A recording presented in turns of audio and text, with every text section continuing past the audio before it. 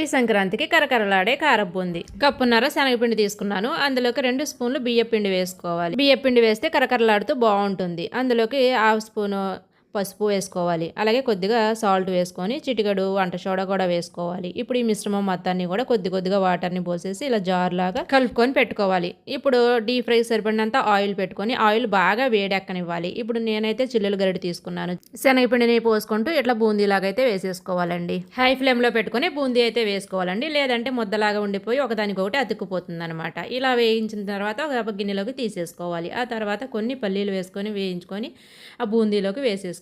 అలాగే వెల్లుల్లి రెబ్బలు కూడా చితక్కొట్టి వేసుకొని చక్కగా ఎర్రగా వేగిన తర్వాత తీసేసి బూందీలో వేసేసుకోవాలి. అలాగే స్టవ్ ఆపేసుకున్న తర్వాత కొద్దిగా కరివేపాకు కూడా వేసేసి వేయించుకొని ఈ బూందీలో అయితే వేసేసుకోవాలి. కారము సాల్ట్ వేసేసుకొని మొత్తం అంతా కలిసేలాగా కలిపేసుకోవాలండి. అంతేనండి, కార బూందీ రెడీ అయిపోయింది. నచ్చిందా?